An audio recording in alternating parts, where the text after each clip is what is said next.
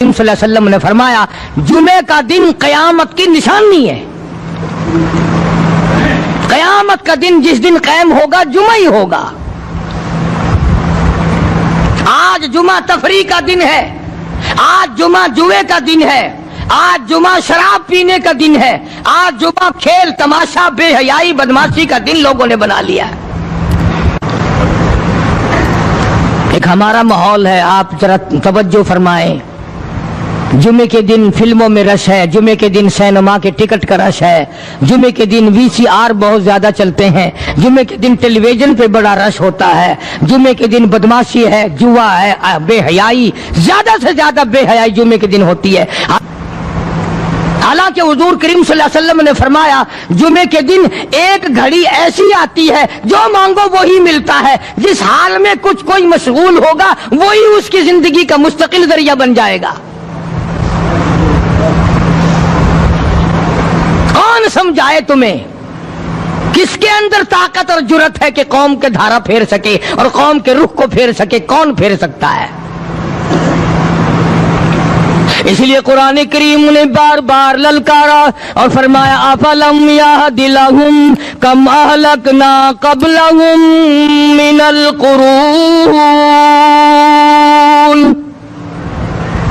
کرنے والوں، بدماشی کرنے والوں، بے غیرت کمینوں، باداؤ، جب میرا قہر جوش میں آئے گا پھر ایک دو کو نہیں، پھر بستی کی بستی، ملک کے ملک اجاڑ کے رکھ دوں گا.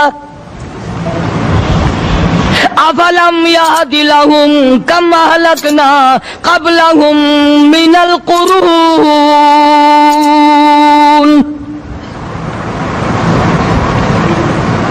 میں نے قرن کے قرن اجاڑ دیے، میں نے روئے زمین کے مالک اجاڑ دیے، میں نے ملکوں کے بادشاہ اجاڑ دیے، میں نے وزیر اعظم اجاڑ دیے، میں نے گورنروں سے بھیک کے ٹکڑے منگوا دیے. میں وہ خدا ہوں وتعز من تشاء وتذل من تشاء بیدک الخیر انک علی کل شیء قدیر. سارا نظام میرے ہاتھ میں ہے. تبارک الذی بیدہ الملک. برکتیں میرے پاس ہے، رحمت میرے پاس ہے، خیر میرے پاس ہے، بھلائی میرے پاس ہے، سلامتی کے خزانے میرے پاس ہے، امن کے خزانے میرے پاس ہے. وہو علی بیدہ الملک. ملک میں راج میرا. وہو علی کل شیء قدیر. ذرے ذرے پہ قبضہ میرا، پتے پتے پہ قبضہ میرا، پہاڑ کے ایک ایک کنکر پہ قبضہ میرا، سمندر کے قطرے قطرے پہ قبضہ میرا. تو ہوتا کون ہے اکڑ کرنے والا؟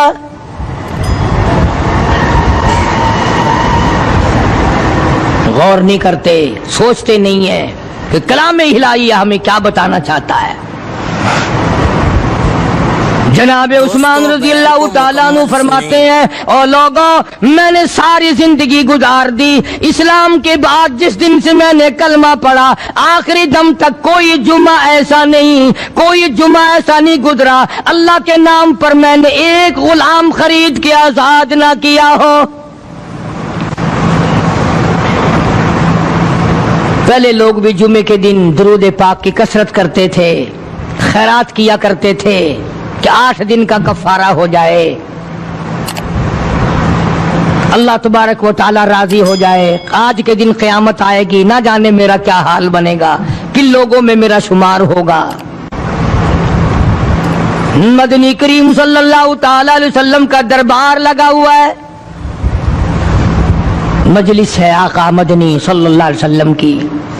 وہ کتنے مقدروں والے جوان تھے جو اپنے محبوب صلی اللہ علیہ وسلم کی مجلس میں بیٹھتے تھے. وہ کتنے خوش بخت اور خوش نصیبے والے لوگ تھے جو اپنے آقا کے سامنے بیٹھتے تھے. حضور کریم صلی اللہ علیہ وسلم نے فرمایا مجھے 3 چیزوں سے بڑی محبت ہے، 3 چیزیں بڑی پیاری لگتی ہیں، 3 چیزیں دنیا میں بڑی مرغوب ہیں مجھے. فرمایا ایک نماز میری آنکھوں کی ٹھنڈک ہے.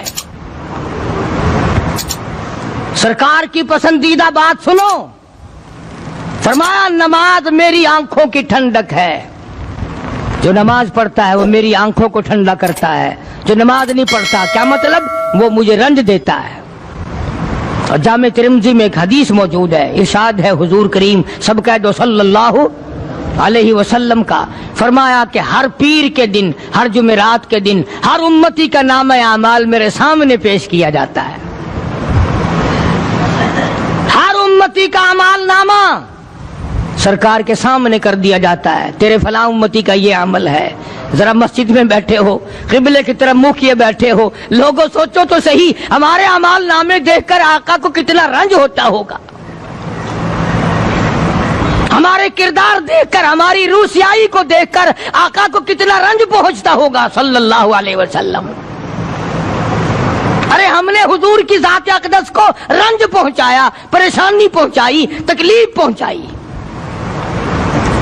پرواہ نہیں کرتے نمازوں کی، نوجوان بھی، بوڑھے بھی، حج کر کے بھی نماز پڑھتے لوگ، اور اب تو ویسے بھی دانا بینا لوگ ہیں۔ تو آپ نے ارشاد فرمایا کہ میری آنکھوں کی ٹھنڈک نماز میں ہے، تین چیزیں مجھے پیاری ہیں پوری دنیا میں، تین چیزیں پسندیدہ ہیں میری۔ سب سے پہلی فرمایا نماز میری آنکھوں کی ٹھنڈک ہے، قرۃ عینی فی الصلاۃ او کما قال النبی صلی اللہ علیہ وسلم، فرمایا جس آدمی، جس امتی کا یہ دل کرے کہ میں نبی کی آنکھ ٹھنڈی ہو، اسے چاہیے کہ نماز پابندی سے پڑھے۔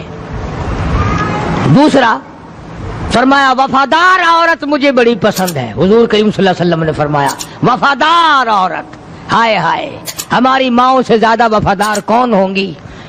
جناب عائشہ صدیقہ رضی اللہ تعالیٰ عنہ فرماتی ہیں کالی کملی والے کے گھر میں 3 مہینے چولہے میں آگ نہیں جلتی تھی،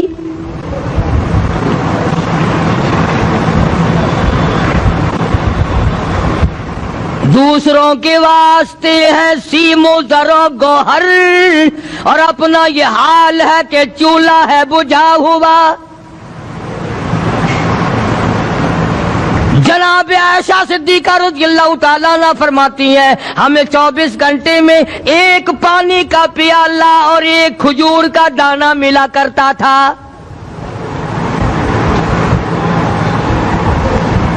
کبھی اپنی ماہوں کی خوراک تو دیکھو، خرچہ تو دیکھو، اور اگلی بات سنو تو حیران ہو جاؤ۔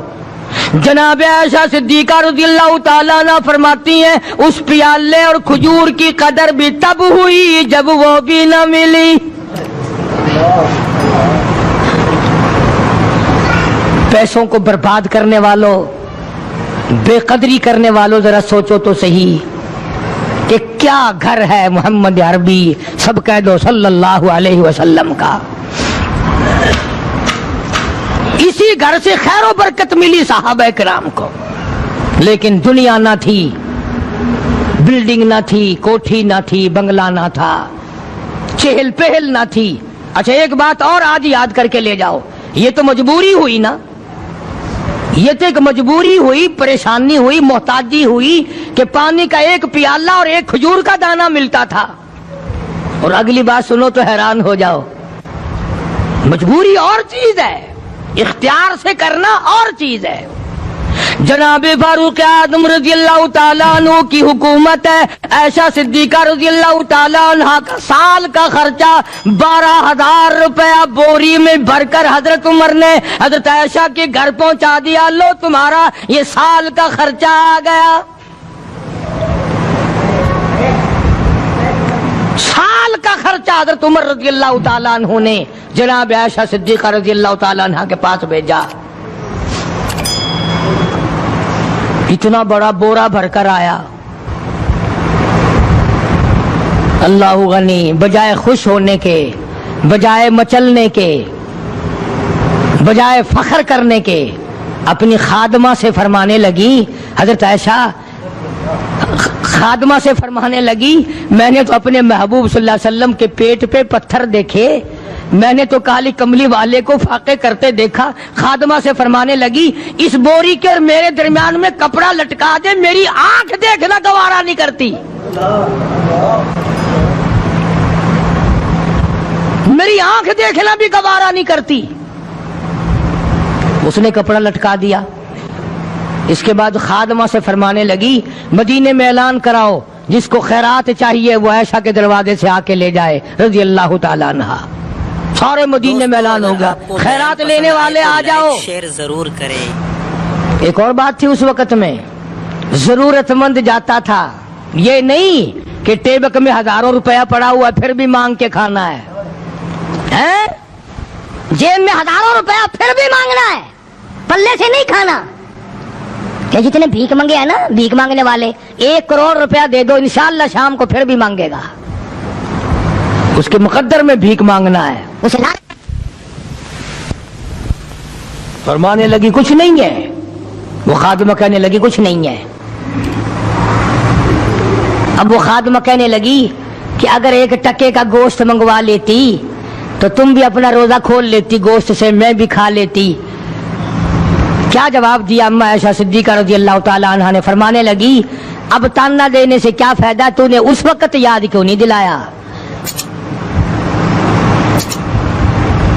اس لیے میں نے یہ واقعہ سنا دیا کہ پہلی بات سن کر کے تو آپ لوگوں کے دل میں بھی یہ بات آئی ہے نا کہ جی مجبوری ہے, چوری تو وہ کرنے سے رہی بیچاری. پریشانی جو ہوئی, غربت جو ہوئی, تنگی جو ہوئی, چلو پانی کا پیالے پہ گزر کیا. اور نہیں, یہ حضرات اختیاری بھی فاقہ کرتے تھے. اب 12,000 آیا اور افطار کرنے کے لیے چھچوا رہے, کھجور بھی نہیں.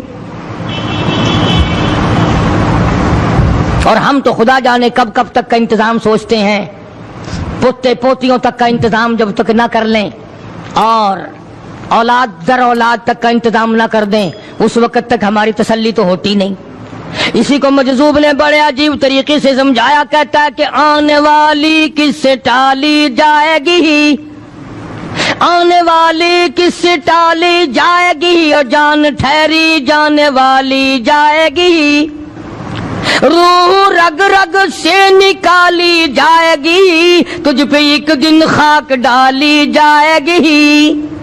تیرے رشتہ دار عزیز اقربا دھڑا دھڑ مٹی پھینک کے ایسے آئیں گے گویا تجھے پہچانتے بھی نہیں. بڑی بڑی عجیب باتیں کہی مجذوب علیہ رحمت نے. اللہ کی رحمت نازل ہو اس کی قبر مبارک پہ, آمین کو. کہتا ہے سب کی سب ہیں راہ روے کوئے فنا, سب چل رہے ہیں فنا کی طرف. اب یہ جو ہم لوگ بیٹھے ہیں نا خوش ہو رہے ہیں, میری 50 سال عمر ہو گئی, میری 60 سال عمر ہو گئی, میری 40 سال عمر ہو گئی, میری 30 سال کم عمر ہو گئی. اور اصل بات ہمارے دماغ میں, اور اپنے آپ کو آخرت کے لیے جس قدر ممکن ہو سکے تیاری کریں. آج کل بڑی رات ہے, سویرے اٹھو, کم سے کم صبح و شام ہر آدمی 1 تسبیح درود شریف کی, 1 تسبیح استغفار کی اور 1 تسبیح تیسرے کلمے کی, یہ تو کم سے کم ہو ہی جائے. بکواس کرتے سو جاتے ہیں, بکواس کرتے اٹھ جاتے ہیں, بلا ہے کوئی زندگی کا معاملہ؟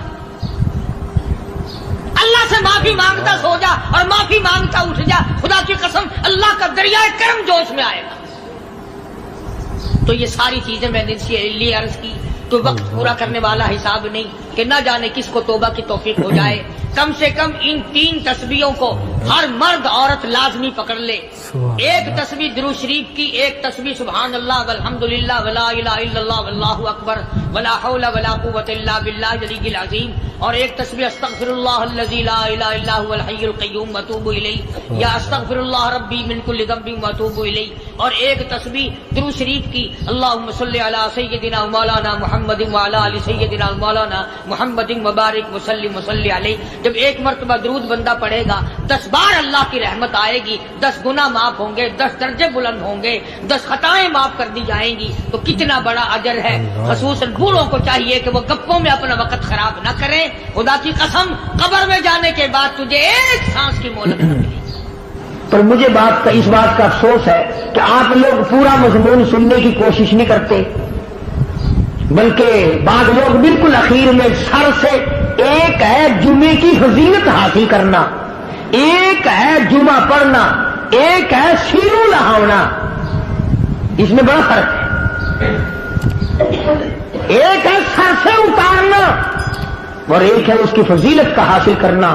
حدیث پاک میں آتا ہے کہ جمعے کے دن فرشتے دروازے پہ کھڑے ہو کر کے حاضری لگاتے ہیں. ہاں اللہ صاحب مل کی ٹیکسٹائل مل کی حاضری کا تو پتا ہے, مسجد کی حاضری کا کوئی پتا نہیں.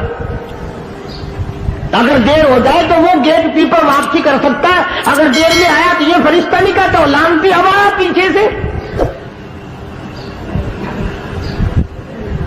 بہت مدت کی بات ہے, علامہ یوسف بن نور رحمۃ اللہ علیہ زندہ تھے, میں کراچی تھا, تو حضرت نے مجھے فرمایا کہ جمعہ ہمارے یہاں پڑھا دو. اب کے میری والی وہ جمعہ پڑھاتا تھا ان دنوں میں. تو میں جب گیا تو ہم ایک چھوٹے سے دروازے سے داخل ہونے لگے. ایک پٹھان کہنے لگا پرلے دروازے سے چلو, میں بھی ادھر سے جاتا ہوں. میں نے کہا کیوں؟ کہنے لگا فرشتہ ادھر رجسٹر لیے کھڑا ہے, تم ادھر سے گھس جاؤ گے تمہارا حاضری نہیں لگے گا. وہ کہنے لگا فرشتہ بڑے گیٹ پہ کھڑا ہے, ادھر چلو. تو کم سے کم اس پٹھان کا تو یہ عقیدہ ہے کہ فرشتہ کھڑا ہے, اور تمہارا خیال یہ ہے کہ جمعے کے دن نہ فرشتہ ہے نہ خدا ہے, کوئی بھی نہیں ہے. اس لیے سیرت النبی صلی اللہ علیہ وسلم کا عنوان شروع ہوگا. وقتی آؤ, پورا مضمون سنو تاکہ لطف آئے, دل و دماغ بنے. اور عقیدہ میں نے تمہیں بتا دیا, لا الہ الا اللہ, خدا کے سوا الہ کوئی نہیں, مشکل کشا کوئی نہیں, پیدا کرنے والا کوئی نہیں, فصل میں, دکان میں, کارخانے میں اس کے سوا برکت دینے والا کوئی نہیں. اور یہ بات بتائی کس نے؟ محمد الرسول اللہ صلی اللہ علیہ وسلم. ہمارے نبی حضرت محمد الرسول اللہ صلی اللہ علیہ وسلم نے ہمیں یہ بات بتائی, خدا کے بعد خدا کوئی نہیں, مصطفیٰ کے بعد نبی کوئی نہیں. حضور صلی اللہ علیہ وسلم کے بعد کوئی کسی قسم کا جو نبوت کا دعویٰ کرے وہ کافر ہے, دجال ہے, بے ایمان ہے, وہ خنزیر سے بدتر ہے جو میرے آقا کے ختم نبوت کے تاج کو ہاتھ لگائے گا. فرمایا لہم قلوب لا یفقہون بہا.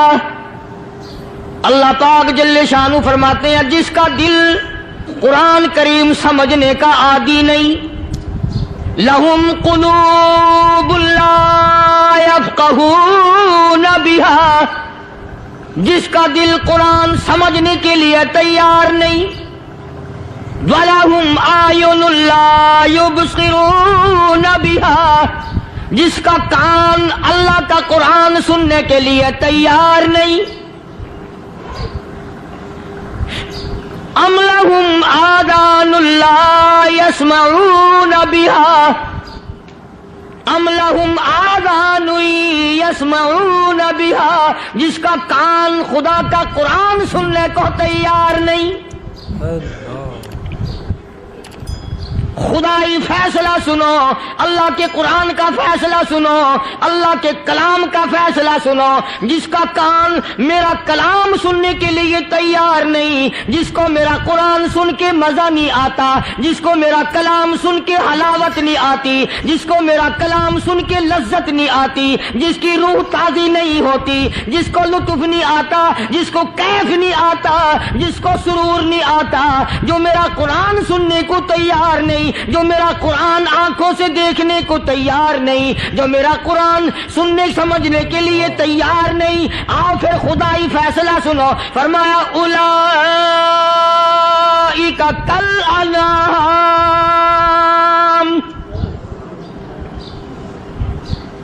میرا فیصلہ نہیں, کسی پارٹی کا فیصلہ نہیں, کسی فرقے کا نہیں, کسی طبقے کا نہیں, کسی جماعت کا نہیں. فرمایا اولئک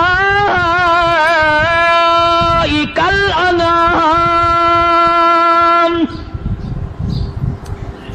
پیدا کرنے والا مالک و خالق کہتا ہے مجھے اپنی کبریائی کی قسم یہ سارے جانور ہیں.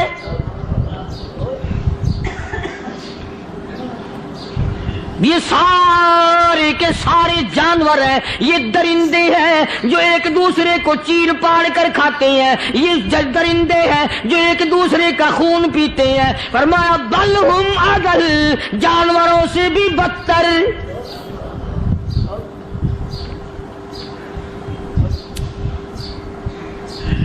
جس کے دل میں قرآن سن کر ترس نہیں, جس دل میں رحم نہیں, اپنے سے کمزور دیکھ کر جس کے دل میں شفقت نہیں, مہربانی کا مادہ نہیں. فرمایا وہ کوئی بندہ ہے, وہ تو جانور ہے. اور خدا غضب میں آ گیا, فرمایا بل ہم اضل, اس سے بھی بدتر. اللہ والے جو ہیں وہ ان خصلتوں کو دور کراتے ہیں اور وہ آدمی کے مزاج اور دل میں سے ایسی چیزیں نکالتے ہیں جو اس کی بربادی کا ذریعہ بنتا ہے.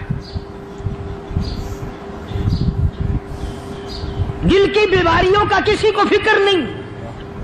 بخار ہو جائے آپ چڑھ جائے آپ کو پتہ چل جاتا ہے, نزلہ ہو جائے آپ کو پتہ چل جاتا ہے, کھانسی ہو جائے پتہ چل جاتا ہے. دل کی بیماریوں کا کیا پتہ چلے؟ صحابہ کرام رضوان اللہ تعالی علیہ مجمعین کی جماعت کے اللہ پاک کے محبوب حضرت محمد الرسول اللہ صلی اللہ تعالی علیہ وسلم نے دلوں کی صفائی کی.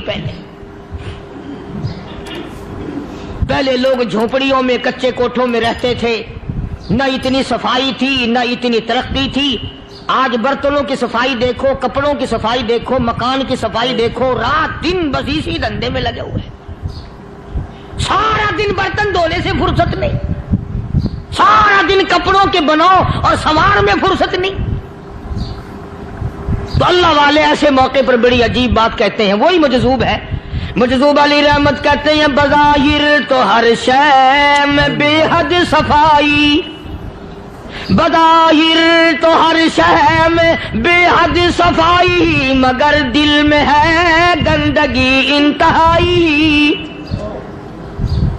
بظاہر تو ہر شے میں چہرے کی صفائی, بدن کی صفائی, نہ جانے کتنی قسم کا صابن ہے, نہ جانے کتنی قسم کے پاؤڈر ہے, نہ جانے کتنی قسم کے شیمپو ہیں, نہ جانے کتنی قسم کے کپڑے ہیں, کیا چال ڈھال ہے, کیا نئے نئے ڈیزائن ہے. مجذوب کہتا سب کچھ دیکھ لیا, بظاہر تو ہر شے میں بے حد صفائی, مگر دل میں ہے گندگی انتہائی. جس یار کی بیٹھک میں بیٹھ کے کھانا کھایا, جس رشتہ دار کی بیٹھک میں بیٹھ کے کھانا کھایا, اسی کی بہن کو دیکھ کر آبرو پہ ڈاکہ ڈالنے کا پروگرام ہے. جس دوست کے گھر میں بیٹھ کے کھانا کھایا, اسی دوست کی بیوی کی عزت لوٹنے کا پروگرام ہے. پرانے زمانے میں اب بھی دلی جیسے شہر میں اگر دعوت کی جاتی ہے تو وہاں ایک تشتری میں نمک آتا ہے سب سے پہلے. عرب میں بھی دستور تھا پرانے زمانے میں, اگر کوئی دعوت کرتا, کوئی تقریب کرتا, سب سے پہلے نمک آتا تھا. ایک ایک انگلی ہر شخص نمک چاٹتا تھا. کیا مطلب؟ جس نے نمک چاٹ لیا اب وہ نمک حرامی نہیں بنے گا. اس گھر میں چوری کرنا, اس گھر کی آبرو کا غلط تصور لانا, اس گھر کے مال میں خیانت کرنا وہ حرام سمجھتا تھا جس گھر کا میں نے نمک چکھ لیا. اور مسلمانوں کی بات نہیں, ہندوؤں کی بھی یہ باتیں تھی. مولانا محمد علی صاحب جلندری سب قید رحمت اللہ علیہ فرمایا کرتے تھے کہ ایک سکھ تھا بہت بڑا ڈاکو, مسلمان اور ہندو مل کر اس کو ساتھ ملا کر کے لے گئے کہ یہاں اس گاؤں میں اس پنڈ میں ڈاکہ ڈالیں. سفر کر کے گئے, تکلیف اٹھا کے گئے. اس سکھ ڈاکو نے پوچھ لیا کہ یہ کون سا گاؤں ہے کہ یہ فلانا ہے. اچھا سارے کے سارے یہ تلاش کرو, یہ سوچ بچار کرو, اپنے پنڈ کی, اپنے علاقے کی, کسی مسلمان کی, کسی ہندو کی, کسی سکھ کی, کسی چوڑے چمار کی اس گاؤں میں لڑکی تو نہیں. ہمارے یہاں سے کوئی لڑکی تو شادی ہو کے یہاں نہیں آئی ہوئی. ان ساروں میں سے کہنے لگا کہ ہمارے بھنگی کی لڑکی جمعدار کی یہاں آئی ہوئی ہے. کہنے لگا واپس چلو, بیٹی بیٹی ہے چاہے بھنگی کی ہو یا نواب کی ہو. ارے کل بیٹی کا ڈولا دیا تھا, آج ڈاکہ ڈالیں گے, شرم نہیں آئے گی؟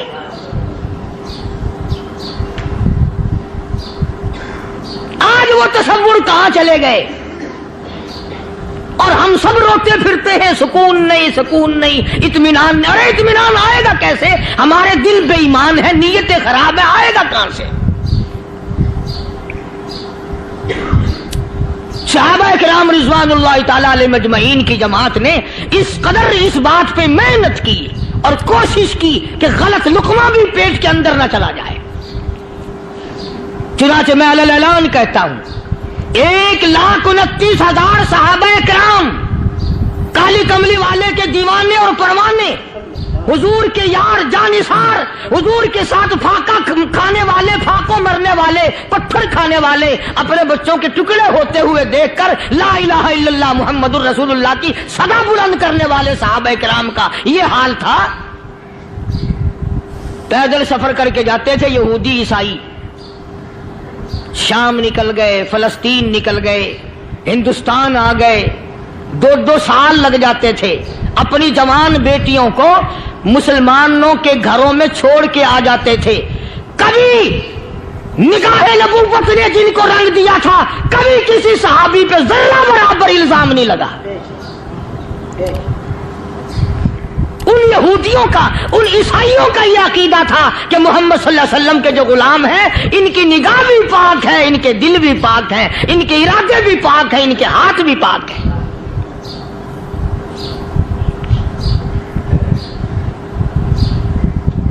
مصر کے گورنر نے، مصر کے جنرل کرنل نے خط لکھا سیدنا فاروق اعظم رضی اللہ تعالی عنہ کی خدمت میں. دور خلافت ہے حضرت فاروق اعظم کا.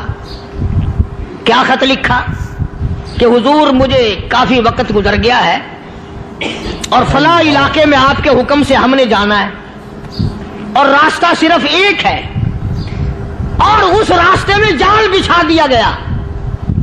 اب مجھے مشورہ دیں میں کیا کروں، حکم دیں مجھے. جال کیا بچھا دیا گیا کہ ہمیں پتہ چل گیا ہے عیسائیوں نے پروگرام بنایا، سینکڑوں لڑکیاں تلاش کر کر کے بڑی خوبصورت حسینہ اکٹھی کی ہیں، ان کو گانے بجانے کی ٹریننگ دی ہے، ان کو اچھی اچھی آوازوں والی لڑکیاں ڈھونڈ کے لائے ہیں اور انہوں نے یہ پروگرام بنایا کہ جب مسلمانوں کی فوج اس گلی سے گزرے گی ان کوٹھوں کے اوپر چڑھ کے گانا بجانا کریں گے تاکہ ان کے دل میں بدماشی آئے اور ان کا بیڑا غرق ہو.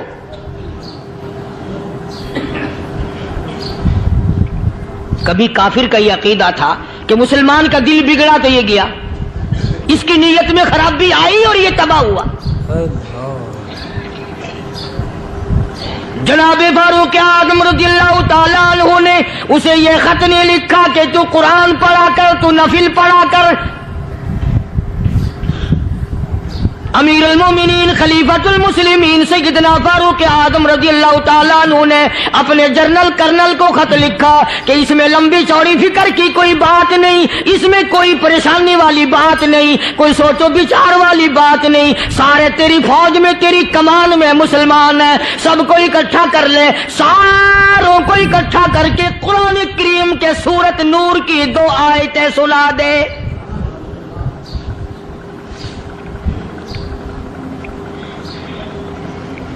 یہ بھی نہیں فرمایا کہ سزا سناؤ، اتنے کوڑے لگیں گے، جو خلاف کرے گا یوں قید ہوگی، یہ کورٹ مارشل کر دیا جائے گا. کچھ نہیں. جناب فاروق اعظم رضی اللہ تعالیٰ عنہ کی رائے دیکھو. ان کے خیال میں قرآن کریم میں اتنی بڑی طاقت ہے، اتنی بڑی عظمت ہے، اتنی بڑی کرامت ہے، کلام الہی میں اتنا بڑا شرف ہے. اعلان کر دیا، فرمایا اپنے کرنل کو ساری فوج کو، لشکر کو اکٹھا کر کے قرآن کریم کی فلاں فلاں آیت سنا دے.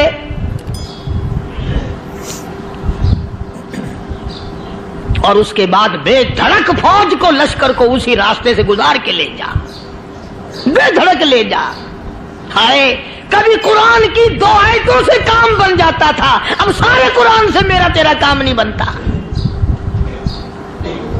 قصور قرآن کا نہیں ہے، یہ میرا تیرا ہے. یہ تو اتنی وفادار کلام ہے، اتنی پاک کلام ہے، خدا کی قسم.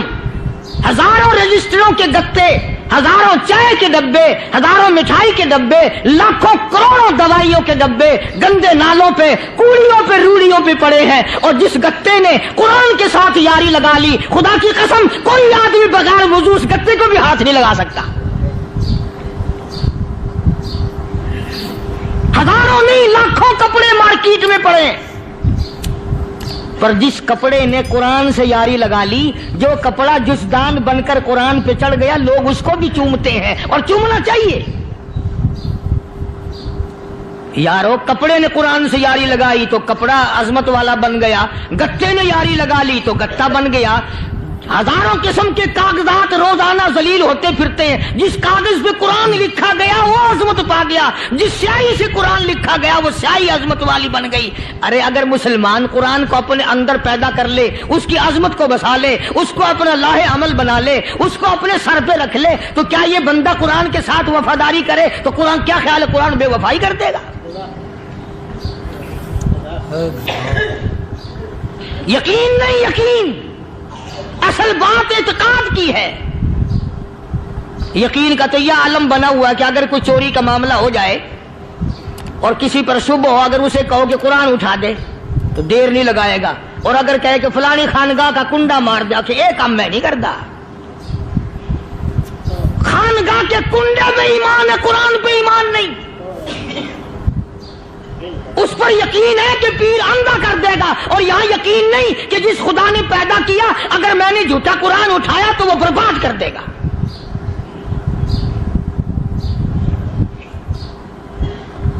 عجیب عجیب لوگ ہیں. چنانچہ مصر کے کرنل نے, مصر کے جنرل نے ساری فوج کو اکٹھا کر لیا. اس نے بھی یہ بات تو نہیں کہی کہ فاروق اعظم کو دوبارہ خط لکھتا کہ حضرت یہ تو 2 آیتیں آپ نے لکھی, یہ تو سارا قرآن روز پڑھتے ہیں, پر بنے گا کیا؟ جیسے فاروق اعظم کا یقین تھا, فاروق اعظم کی فوج کے کرنل کا بھی یقین ہے, فاروق اعظم کے فوج کے جنرل کا بھی یقین ہے. اس نے ساری فوج کو اکٹھا کیا, لشکر کو جمع کیا, اور اس کے بعد کہنے لگا قل للمؤمنین یغضوا من ابصارکم ویحفظوا فروجہم ذالک ازکی لہم ان اللہ خبیر بما یصنعون.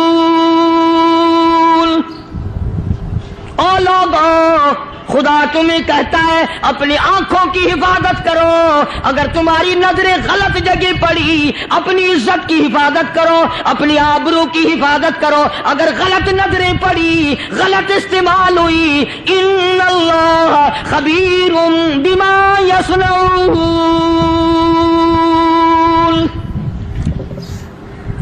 اللہ پاک تمہاری ساتھ ساتھ ہے, وہ ہر چیز کو دیکھتا جائے گا, وہ ہر چیز تمہاری دیکھے گا. چنانچہ تاریخ شاہد ہے, ابن حشام نے لکھا ہے, ابن خلدون نے لکھا ہے, اور کئی مورخین نے لکھا ہے کہ جب مسلمان جنرل نے, مسلمان کرنل نے اپنی فوج کو قرآن کی 2 آیتیں سنائی اور اس کے بعد حکم دیا چلو, تمام کا تمام لشکر چل رہا ہے. ادھر ڈھول بجا, دھماکے بجے, ڈانا شروع ہوا, گانا بجانا شروع ہوا, ساری فوج نکل گئی, سارا لشکر چلا گیا. لڑکیوں نے دیکھا کہ یہ تو ختم ہو گئے, نیچے آواز دے کے کہنے لگی اور جانے والوں یہ ساری فوج کئی اندھوں کی فوج تو نہیں.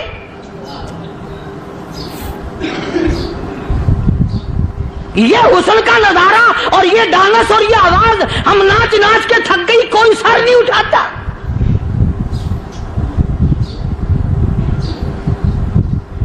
اور آج دیکھ لیں آپ, ہر گھر کے اوپر وہ لگا ہوا ہے ایریل, لعنت کا ایریل لگا ہوا ہے, لعنت کا ایریل. حاجیو تم کیا کہتے ہو کہ ہمارے گھر کا اس میں کیا بگڑے گا؟ خدا کی قسم وہ بگڑتا ہے, وہ دیمک لگتی ہے, وہ تباہی پھرتی ہے, تمہیں پتہ بھی نہیں چلتا.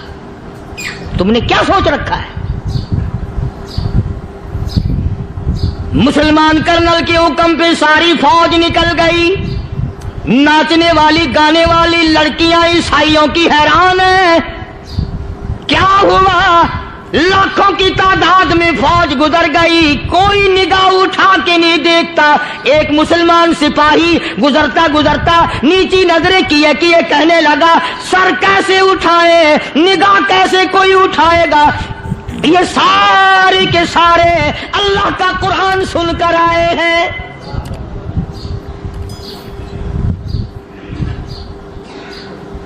کیسے کوئی نگاہ اٹھائے گا, کیسے کوئی سر کو اٹھائے گا؟ یہ سارے کے سارے اللہ کا قرآن سن کر آئے ہیں. ان کا عمل ہوا نا قرآن پہ, ان کے عمل کا کتنا بڑا اثر پڑا. مورخین نے لکھا, ابن حشام لکھتا ہے, عیسائی لڑکیوں نے چھلانگے لگا دی, کوٹھی سے نیچے آ گئی, کہنے لگی عام مسلمانوں وہ قرآن ہمیں بھی سنا کے جاؤ جس میں اتنی اسپرٹ ہے, اتنی طاقت ہے, جو حسن کے نظارے سے روک دے, جو گانے بجانے سے روک دے. یہ تو آدمی کے دل کا سکون ہے, نہ گانا سنتے ہو نہ حسن کا نظارہ کرتے ہو. جاتے والے یوں نہ جاؤ, ہمیں بھی وہ قرآن سنا کے جاؤ.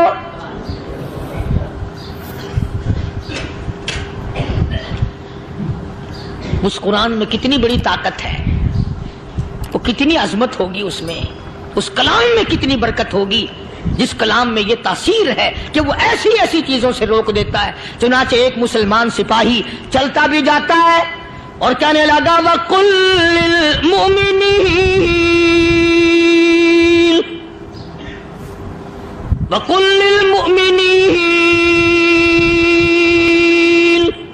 قرآن کی آیت پڑھ کے سنائی. سینکڑوں نہیں بے شمار لڑکیاں ایک مسلمان کی زبان سے اللہ کا قرآن سن کے کہنے لگی, اور جانے والوں چھوڑ کے نہ جاؤ, ہمیں بھی کلمہ پڑھاؤ.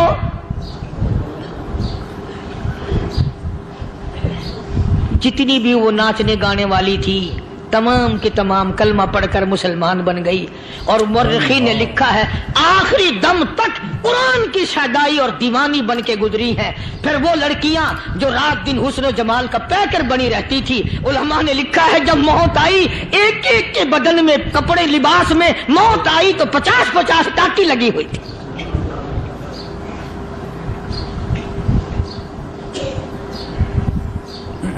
بظاہر تو آج بھی بڑی جھاڑا پنجی ہے, بڑی صفائی ہے, بڑی دوڑ دھوپ ہے. اسی کو مجذوب الاعلان کہتا, بظاہر تو ہر شے میں بے حد صفائی, مگر دل میں ہے گندگی انتہائی, کبھی اس کے دھوکے میں آنا نہ بھائی, یہ سب ہے رعائی, یہ بس ہے رعائی. یہ تو چیز ہی کچھ نہیں. بڑے بڑے دھندے ہمیں پلٹتے دیکھے, بڑے بڑے نظام بگڑتے دیکھے. محمد عربی صلی اللہ تعالی علیہ وسلم کے دربار میں بڑے بڑے لوگ آتے تھے. اللہ غنی, نگاہ نبوت نے جس کو رنگ دیا سبحان اللہ, پھر قیمت تو بن گیا, وہ اسلام کی دولت سے پیچھے نہ ہٹا. کوئی پیچھا پھر کے دیکھا ہی نہیں کہ ہم کیا کر رہے ہیں. ایک لذت تھی, ایک کیف تھا, ایک سرور تھا صحابہ کرام کو. کہاں سے وہ چیز ہم لائیں, کیسے ہم میں وہ چیز پیدا ہوگی. جنگ بدر ہوا, بڑی بہترین بات ہے, توجہ لکھ کے لے جاؤ, انشاءاللہ قبروں میں دعائیں دو گے. جنگ بدر ہوا, 70 سے زیادہ کافر پکڑے گئے, مدینے میں پکڑ کے قیدی بنا کر کے لائے گئے. تنگ دستی کا زمانہ ہے, 1 سال نہیں ہوا مسلمان اجڑ کے آئے تھے, مار کھا کے آئے, پریشان ہو کر آئے, دن دولت چھوڑ کر لوٹا کر آئے. ان کے پلے کیا تھا. شام کا وقت ہوا, مدنی کریم صلی اللہ تعالی علیہ وسلم نے مسجد کے دروازے میں کھڑے ہو کر اعلان فرما دیا, کون ہے, کون ہے جو میرے مہمانوں کو کھانا کھلائے. اور وہ مہمان کوئی شہنشاہ نہیں تھے, ہیں بھی کافر, ہیں بھی اسلام کے دشمن, آئے بھی صحابہ کرام کو مارنے, میدان جنگ سے پکڑ کے لائے گئے, جنگی قیدی ہیں. اس نبی کی طرف کبھی منہ کیا کر جس نبی کا تو غلام ہے, امتی بڑا پھرتا ہے. فرمایا کون ہے جو میرے مہمانوں کو کھانا کھلائے. صحابہ کرام میں سے کسی نے 2 پکڑ لیے, کسی نے 1 کو ساتھ لے لیا. ایک بنادار سا غریب سا صحابی ہے, اس نے ساتھ لے لیا ایک مہمان اور گھر لے کے گیا. بیوی کو کہنے لگا کہ کھانا کتنا ہے, کہ بس 1 آدمی جوگا ہے, 1 آدمی کی کافی ہوگا. کان میں کہنے لگا اپنی بیوی کے، دستور تھا عرب کا، مہمان اور میزبان اکٹھے کھایا کرتے تھے، اپنی گھر والی کے کان میں کہنے لگا کہ اس کے آگے کھانا رکھ دیں گے مہمان کے، جب یہ کھانا شروع کر دے گا کسی بہانے سے دیوا بجھا دیو، میں یوں ہی منہ کو خالی ہلاتا رہوں گا، یہ کھانا کھا لے گا، پیٹ بھر جائے گا اس کا۔ چنانچہ کھانا آگے رکھ دیا، جو کچھ بھی تھا، اس نے کھانا شروع کیا کہ جی آپ بھی کھائیں، کہ ہاں ہاں میں بھی کھا رہا ہوں۔ بس یوں ہی کھانے میں بھی ہاتھ لگائے، منہ کو بھی ہاتھ لگائے اور منہ کو چلائے بھی برابر، بیوی نے چراغ بجھا دیا۔ یہ عمل تو صحابی کر رہا ہے اپنے گھر میں، ادھر قرآن کریم نازل ہو گیا محمد کریم صلی اللہ علیہ وسلم کی ذات پہ، فرمایا وَيُؤْثِرُونَ عَلَىٰ أَنفُسِهِمْ وَلَوْ كَانَ بِهِمْ خَصَاصَةٌ وَمَن يُوقَ شُحَّ نَفْسِهِ فَأُولَٰئِكَ هُمُ الْمُفْلِحُونَ۔ اور میرے محبوب مبارک ہو، تیری امت میں ایسے لوگ بھی ہیں جو اپنا منہ خالی ہلا رہا ہے، بیوی بھوکی بیٹھی ہے، چراغ بجھائے بیٹھی ہے اور اپنے ہاتھ کو خالی چلا رہا ہے اور میرے بندے کا پیٹ بھر رہا ہے۔ اور میرے محبوب مجھے اپنی عظمت کی قسم، میں تیری ان دیوانوں پہ جنت واجب کر چکا۔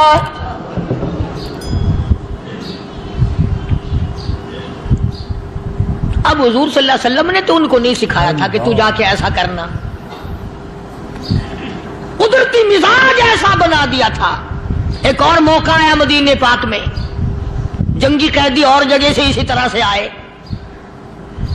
ایک صحابی ایک اور آدمی کو، جنگی قیدی کو کافر میں گھر لے گیا۔ بیوی کہنے لگی کہ ایک ہی آدمی کا کھانا ہے بس، انہوں نے کہا اس کو دے دو۔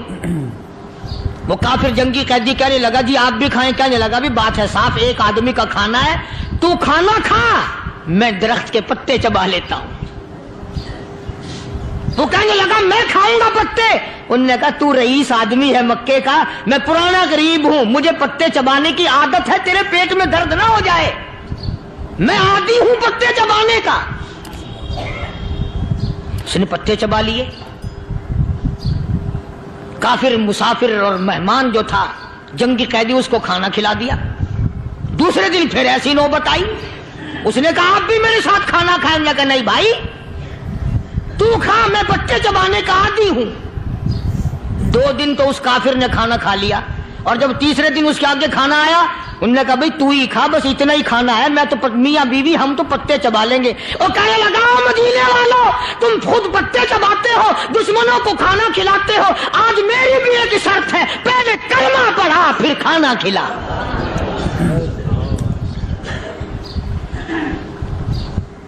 آج میری بھی ایک شرط ہے۔ 2 دن کے عمل نے کفر کو مٹا دیا، اسلام چمک گیا۔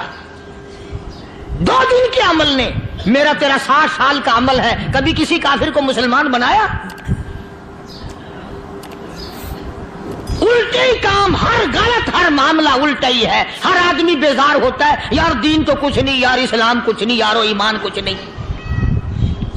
اسی کو قرآن کریم نے للکار کی آواز دے کے فرما دیا لوگوں ایسی گڑبڑ نہ کرو ورنہ میں وہ خدا ہوں فَأَخَذَتْكُمُ الصَّاعِقَةُ وَأَنْتُمْ تَنْظُرُونَ۔ جبریل امین نے ایک چیخ ماری، ساری قوم کے جگر پھٹ گئے، میں وہ خدا ہوں لا تركضوا وارجعوا إلى ما أترفتم فيه ومساكنكم لعلكم تسألون۔ لوگ مکان چھوڑ کے بھاگتے ہیں، ماحول چھوڑ کر بھاگتے ہیں، معاشرہ چھوڑ کر کے بھاگتے ہیں، خدا کہتا آؤ جن مکانوں پہ تمہیں ناز تھا وہ یہ کھڑے بھاگ آ رہے۔ اسی کو قرآن کریم کہتا ہے ان الذین قالوا ربنا اللہ ثم استقاموا وہ آدمی جس نے لا الہ الا اللہ محمد الرسول اللہ صلی اللہ علیہ وسلم پڑھا، اللہ کی توحید کا اقرار کر لیا، او میرے مالک تیرے سوا میرا کوئی مشکل کشا نہیں، حاجت روا نہیں، میرے دل کے بھید کو جاننے والا نہیں، میری بگڑی بنانے والا کوئی نہیں، اجڑوں کو بسانے والا کوئی نہیں، کھیتی کو آباد کرنے والا کوئی نہیں، ایک دانے سے سینکڑوں دانے بنانے والا تیرے سوا کوئی نہیں۔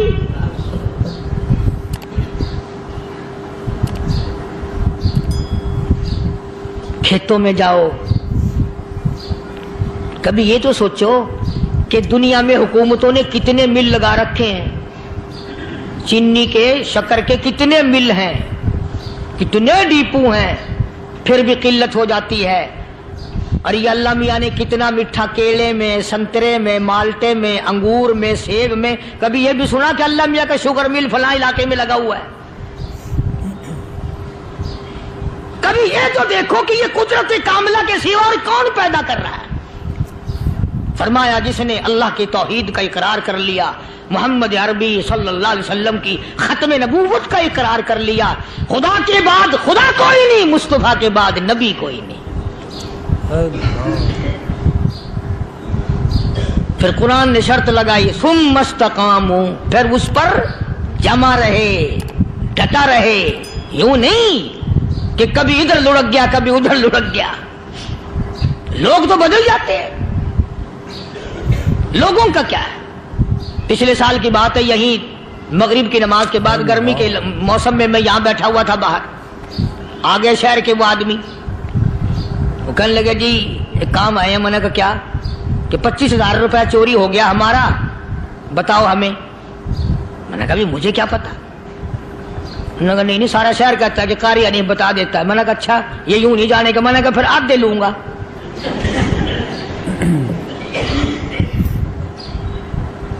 25,000 گم ہوئے ہیں نا، 12.5 میرے 12.5 تمہارے۔ کہنے ہیں دیکھو نا جی بال بچے چھوٹے چھوٹے غریب بچے ہیں جن کے وہ پیسے ہیں۔ میں نے کہا اچھا میں بادشاہ لگا ہوا ہوں؟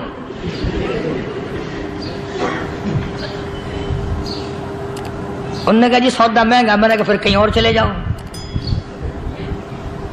جتنا میں نے سمجھایا نہیں ماننا کہ اگر ہمیں یوں پتہ چل جائے مولویوں کو، ولیوں کو، تو پھر یہ لاکھوں کروڑوں پولیس والے رکھنے کی ضرورت ہے بھلا؟ اتنی بڑی فوج کا رکھ کر کیا کریں گے ہم؟ اربوں روپیہ فوج کا خرچہ ہے، 2 ولی، ایک ولی کو اس بارڈر پہ بٹھا دیں گے، ایک ولی کو اس بارڈر پہ بٹھا دیں گے، پھر ہم بڑھانا دیں گے اولیاء کرام رجمت۔ ذہنیت ماری گئی، سمجھ نہیں پاتے، دین کے قریب نہیں آتے لوگ، سمجھتے نہیں۔ فرمایا ثم استقاموا تتنزل علیہم الملائکۃ الا تخافوا ولا تحزنوا وابشروا بالجنہ التی کنتم توعدون۔ قرآن کہتا ہے ادھر ولی کی موت آتی ہے، ایسا آدمی جو اپنے کلمے پہ جمع رہے، شرک و بدعت کی لعنت سے بچے، کفر و نفاق سے بچے۔ ادھر موت آتی ہے، ادھر فرشتے کہتے ہیں گھبرانا، غم نہ کر، بہشت کے دروازے تیرے لیے سارے کھلے ہوئے۔ اللہ وَلَكُمْ فِيهَا مَا تَشْتَهِي أَنفُسُكُمْ وَلَكُمْ فِيهَا مَا تَدَّعُونَ۔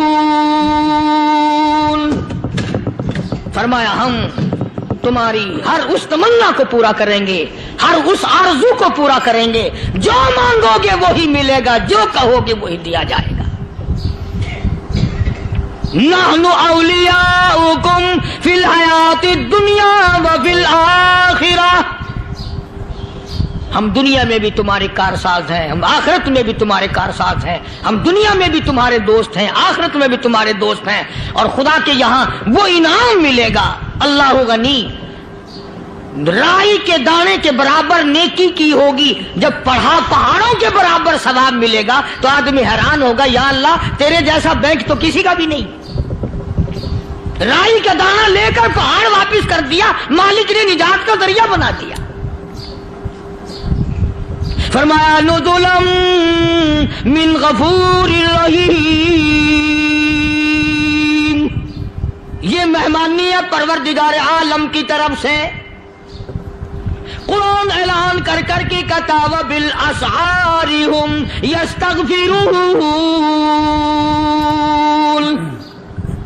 اللہ پاک فرماتے ہیں میرے بندوں کی نشانی یہ ہے کہ وہ آخری رات میں بڑے ویلے سحری کے وقت اٹھ کر استغفار کرتے ہیں، اللہ کے حضور میں معافی مانگتے ہیں، روتے ہیں، عاجزی کرتے ہیں۔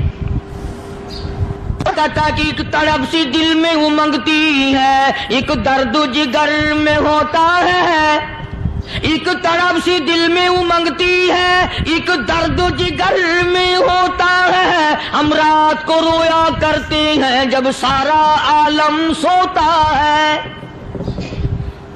سب لوگ سوئے ہوئے ہوں اور اللہ کا دروازہ کھٹکھٹا، اندھیرے میں مالک کائنات کے سامنے جھولی پھیلا، اپنی بگڑی کا سوال کر، اپنی مشکلات اس مالک کے سامنے پیش کر جو سارے جہان کا خالق و مالک ہے۔ عقیدہ بھی بناؤ، اعمال بھی بدلو، مزاج بدلو، طبیعتوں میں انقلاب لاؤ، اور لوگوں ان گھروں کو مسلمانوں والے گھر بناؤ۔ تم برا مان کے جاؤ یا بھلا مان کے جاؤ، میں اپنے عقیدے کی بات کو چھپاتا نہیں۔ جس گھر میں کوئی مرد عورت قرآن کے کھولنے والا نہیں، میں اس گھر کو مسلمان کا گھر نہیں کہتا، وہ چوڑے اور کراڑ اور سکھ کا گھر ہے۔ تمہیں یہ سکھایا کس نے ہے کہ مرنے کے بعد قرآن پڑھا جاتا ہے اور ساری زندگی میں نہیں پڑھا جاتا؟ یہ قرآن مردوں کے لیے تھوڑی آیا، یہ زندوں کے لیے آیا ہے۔ حدیث پاک میں آتا ہے حضور کریم سب کا جو صلی اللہ علیہ وسلم نے فرمایا عیسیٰ علیہ السلام ایک قبرستان سے گزرے، گورستان سے گزرے تو ایک قبر کو دیکھا، وہ نبی ایسا تھا، اس کے معجزات ایسے تھے۔ قبر میں دیکھا تو ایک بڑھیا جل رہی ہے، سڑ رہی ہے، تباہ ہو رہی ہے، رو رہی ہے۔ تو عیسیٰ علیہ السلام پناہ کر کے وہاں سے گزر گئے۔ چند دنوں کے بعد جو اسی قبر کے پاس سے گزرے تو عیسیٰ علیہ السلام کو دھیان آیا کہ اس قبر میں ایک بڑھیا بڑی عذاب بھگت رہی تھی، مگر اس دن جو دیکھا وہ تو عیش میں بیٹھی ہے، تخت میں بیٹھی آرام کر رہی ہے۔ سیدنا عیسیٰ علیہ السلام نے اللہ پاک سے سوال کر دیا، الہی مرنے کے بعد تو آدمی کوئی نیکی بھی نہیں کر سکتا، اس نے کیا کر لیا جو اس کا سارا نظام بدل گیا؟ آواز آئی اے عیسیٰ لکھ کے لے جاؤ یہ بات، حضور کا فرمان ہے۔ فرمایا اے عیسیٰ اس مائی کے چھوٹے سے پوتے نے استاد کے پاس جا کر کے پڑھا بسم اللہ الرحمن الرحیم، اس ننھے سے منہ سے، چھوٹے سے منہ سے جب یہ لفظ نکلا اے اللہ تو بڑا مہربان ہے، تو بڑا کریم ہے۔ عیسیٰ چھوٹے سے منہ سے جب نکلا، وہ تو معصوم تھا، اس کے منہ سے جب نکلا نا تو میں بڑا مہربان ہوں، میں نے اس معصوم بچے کے صدقے میں اس کی دادی پہ کرم کر دیا۔ اس کے نام میں بڑی برکتیں ہیں، اس اللہ کا نام لینے میں بڑی برکتیں ہیں۔ گڑ میں مٹھاس ہے، اللہ کے نام میں مٹھاس نہیں۔ ٹافیوں میں مٹھاس ہے، اللہ کے نام میں مٹھاس نہیں۔ تم نے چکھ کے نہیں دیکھا، اگر تم چکھ لو خدا کی قسم دنیا کی کوئی چیز اچھی نہ لگے اللہ کے نام کے مقابلے میں۔ اللہ پاک مجھے اور آپ سب کو اپنا نام لینے کی توفیق عطا فرمائے، اپنے قرآن کی تلاوت کرنے کی توفیق عطا فرمائے، اور اپنا ذکر اور اپنا فکر اور اپنے شکر کی توفیق عطا فرمائے، اور اللہ پاک ہم سب کو یہ ہمت دے کہ مرتے دم تک ہم قرآن سے یاری کریں، قرآن سے وفاداری کریں۔ وآخر دعوانا ان الحمدللہ رب العالمین۔